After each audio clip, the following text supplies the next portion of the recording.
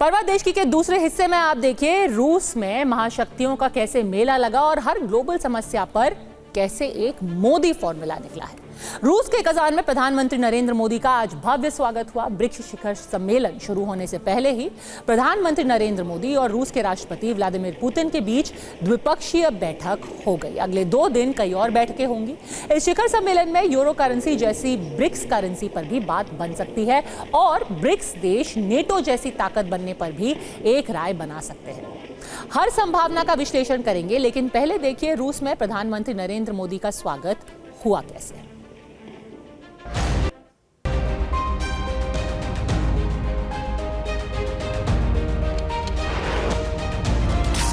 Excellency, मैं आपकी मित्रता और आतिथ्य सत्कार के लिए हार्दिक आभार व्यक्त करता हूं। आकाश गूंजे जहान सारा। एक्सेलेंसी, पिछले 3 महीनों में मेरा 2 बार रूस आना हमारे करीबी समन्वय और गहरी मित्रता को दर्शाता है। रूस के कजान एयरपोर्ट पर एक खास मेहमान का इंतजार हो रहा था। एक ऐसा मेहमान जिसके प्लेन पर एक तरफ भारत का तिरंगा लहरा रहा था और दूसरी तरफ रूस का झंडा लगा था।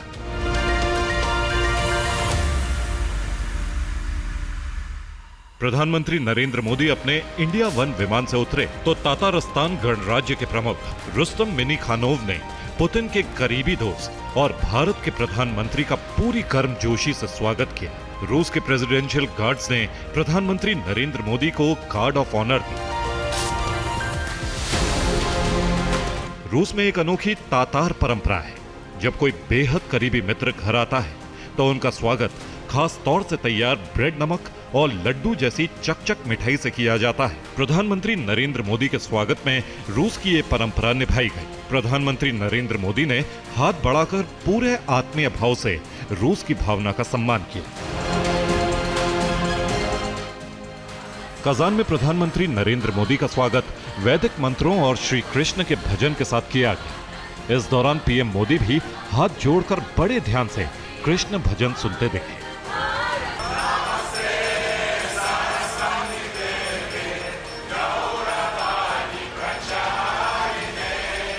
इसके बाद प्रधानमंत्री नरेंद्र मोदी कजान के होटल कास्टन पहुंचे।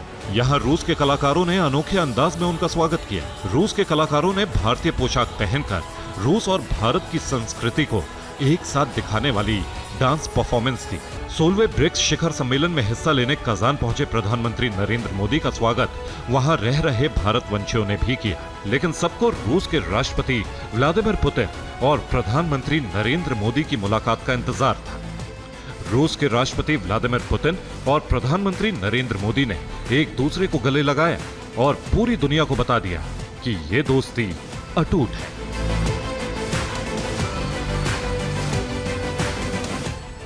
ब्रिक्स शिखर सम्मेलन से पहले रूस के राष्ट्रपति व्लादिमीर पुतिन और प्रधानमंत्री नरेंद्र मोदी के बीच द्विपक्षीय बैठक हुई।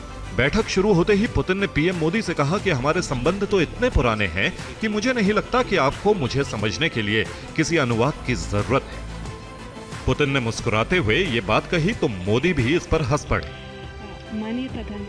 द्विपक्षीय बैठक में पुतिन ने कहा कि दोनों देशों के बीच रिश्ते लगातार अच्छे हो रहे हैं। उन्होंने कजान में भारतीय वाणिज्य दूतावास खोलने के फैसले का भी स्वागत किया। Мы приветствуем ваше решение открыть в Казани генеральное консульство Индии। प्रधानमंत्री नरेंद्र मोदी ने रूस के राष्ट्रपति व्लादिमीर पुतिन को इस गर्मजोशी के लिए धन्यवाद किया। मैं आपकी मित्रता, गर्मजोशी भरे स्वागत और आतिथ्य सत्कार के लिए हार्दिक आभार व्यक्त करता हूं। इस शहर के साथ भारत के गहरे और ऐतिहासिक संबंध रहे हैं। कजान में भारत के नए कॉन्सुलेट के खुलने से ये संबंध और मजबूत होंगे। पिछले 3 महीनों में मेरा 2 बार रूस आना हमारे करीबी समन्वय और गहरी मित्रता को दर्शाता है। ब्रिक्स शिखर सम्मेलन से पहले पुतिन के साथ हुई द्विपक्षीय मुलाकात में प्रधानमंत्री नरेंद्र मोदी ने रूस यूक्रेन जंग पर भी बात की। साफ साफ कहा कि भारत शांति के पक्ष में है और इसके लिए हर संभव सहयोग देने के लिए तैयार है। रूस और यूक्रेन के बीच चल रहे संघर्ष के विषय पर हम लगातार संपर्क में रहे हैं। जैसा मैंने पहले भी कहा है, हमारा मानना है कि समस्याओं का समाधान शांतिपूर्ण तरीके से ही होना चाहिए। शांति और स्थिरता की जल्द से जल्द बहाली का हम पूरी तरह समर्थन करते हैं। हमारे सभी प्रयास मानवता को प्रमुखता देते हैं। आने वाले समय में भी भारत हर संभव सहयोग देने के लिए तैयार है। एक्सेलेंसी, आज इन सभी विषयों पर विचार साझा करने का एक और महत्वपूर्ण अवसर है। देर शाम प्रधानमंत्री नरेंद्र मोदी ब्रिक्स नेताओं के साथ डिनर में शामिल हुए हैं। इस डिनर के साथ ब्रिक्स शिखर सम्मेलन की औपचारिक शुरुआत हो गई है। Bureau report, TV9 Bharatvarsh. PM Modi बुधवार को ब्रिक्स की मीटिंग में हिस्सा लेंगे। ये मीटिंग 2 सेशन में होगी। सबसे पहले सुबह क्लोज प्लेनरी यानी कि बंद कमरे में बातचीत होगी। इसके बाद शाम को ओपन प्लेनरी होगी। इस दौरान पीएम मोदी कई नेताओं से द्विपक्षीय बातचीत भी करेंगे। लेकिन प्रधानमंत्री मोदी ने कजान पहुंचते ही काम शुरू कर दिया है। रूस के राष्ट्रपति व्लादिमीर पुतिन के साथ द्विपक्षीय मीटिंग के बाद उन्होंने ईरान के राष्ट्रपति मसूद पेजेश्कियान से भी मुलाकात की। ये मुलाकात अहम है क्योंकि इस वक्त इजराइल और ईरान में रिश्ते बेहद तल्ख हो गए हैं। रूस यूक्रेन की तरह भारत के रिश्ते इजराइल और ईरान दोनों से अच्छे हैं। इसलिए इजराइल और ईरान के बीच सुलह कराने में भारत की भूमिका महत्वपूर्ण हो सकती है।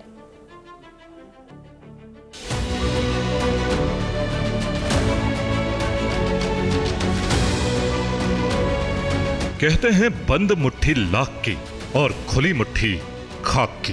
दुनिया में 32 देशों की ऐसी ही एक बंद मुट्ठी का नाम है उत्तरी अटलांटिक संधि संगठन यानी नाटो। दुनिया जानती है यूरोप में रूस यूक्रेन से नहीं बल्कि नाटो के हथियारों से लड़ रहा है।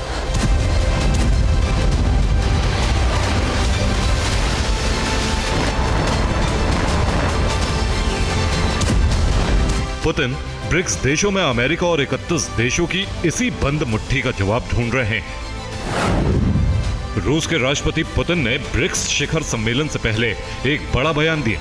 कहा कि यूक्रेन युद्ध नहीं लड़ रहा है बल्कि अमेरिका और नाटो रूस से लड़ रहे हैं। लेकिन वो भी लड़ते लड़ते एक दिन थक जाएंगे। अंत में रूस की ही जीत होगी।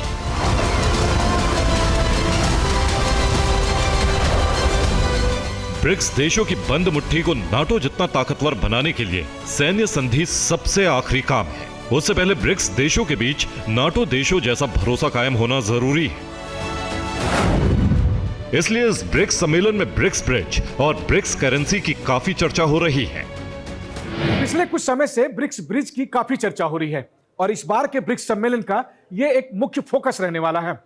इसकी वजह है मौजूदा वित्तीय व्यवस्था जो स्विफ्ट बैंकिंग प्रणाली के तहत चलती है, जिसके तहत कोई देश दूसरे देश से भुगतान और पेमेंट का लेन देन करता है। उसमें अमेरिका और पश्चिमी देशों की मनमानी चलती है। अमेरिका किसी देश पर प्रतिबंध लगा देता है तो भारत समेत बाकी दुनिया को भी उस देश के साथ व्यापार करने में दिक्कत आती है। ऐसे में स्विफ्ट का विकल्प ढूंढा जा रहा था और ब्रिक्स ब्रिज एक विकल्प के तौर पर बनकर उभरा है।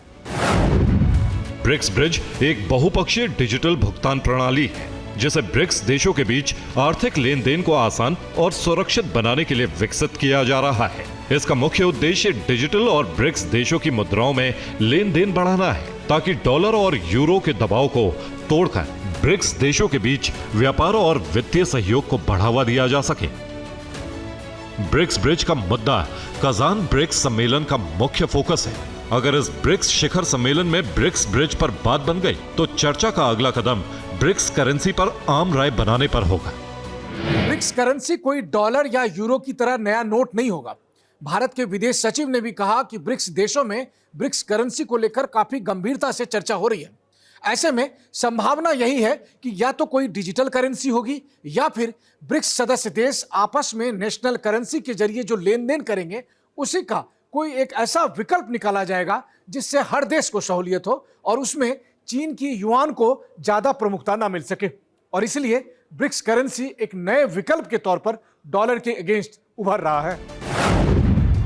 ब्रिक्स दुनिया की उभरती अर्थव्यवस्थाओं को एक साथ लाने वाला समूह है जिसमें विश्व की 41% आबादी शामिल है, विश्व जीडीपी का 24% और विश्व व्यापार में 16% से अधिक हिस्सेदारी है। लेकिन ब्रिक्स देश डॉलर के दबदबे की वजह से वो आर्थिक तरक्की नहीं कर पा रहे हैं जो वो कर सकते हैं। रूस और कई देश चाहते हैं कि डॉलर के दबदबे से निजात पाई जाए। इसके लिए एक वैकल्पिक व्यवस्था के तहत यूरो जैसी ब्रिक्स करेंसी लॉन्च की जा सकती है। Bureau report, TV9 Bharatvarsh.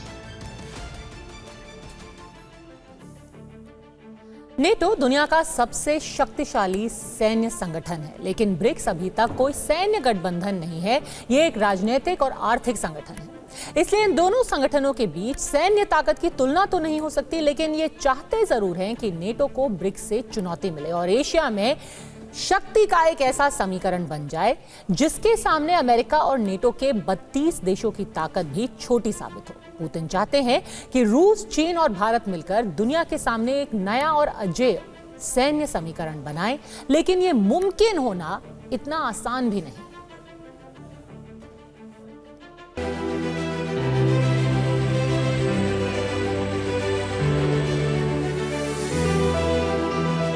जिस तरह नमक और केक से रूस ने खास मित्र प्रधानमंत्री नरेंद्र मोदी का स्वागत किया, बिल्कुल उसी तरह ब्रिक्स के शिखर सम्मेलन में शामिल होने के लिए रूस पहुंचे चीन के राष्ट्रपति का स्वागत भी एयरपोर्ट पर ब्रेड नमक देकर किया गया। ब्रिक्स में बी का मतलब है ब्राजील, आर का मतलब है रूस, आई का अर्थ है इंडिया, सी का मतलब है चीन और एस का अर्थ है साउथ अफ्रीका। ब्रिक्स सम्मेलन में हिस्सा लेने के लिए इन 5 देशों के अलावा भी कई देशों के प्रतिनिधि आए हैं, लेकिन रूस ने बेहद खास मित्र के लिए निभाई जाने वाली परंपरा से सिर्फ भारत और चीन से आए मेहमानों का स्वागत किया।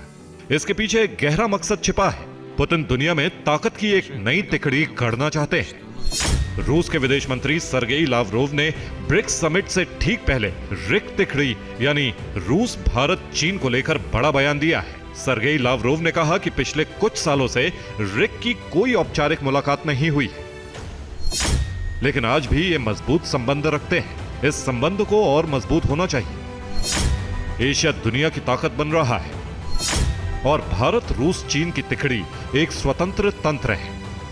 रूस के विदेश मंत्री सर्गेई लावरोव की यह बात 100% सच है कि भारत, रूस और चीन की तिकड़ी विश्व का नया आर्थिक केंद्र बन रही है, लेकिन यह भी उतना ही सच है कि भारत और चीन के बीच बॉर्डर को लेकर तनाव का इतिहास रहा है। लेकिन रूस में होने वाले ब्रिक्स सम्मेलन से ठीक पहले भारत और चीन पेट्रोलिंग के नए सिस्टम पर सहमत हो गए।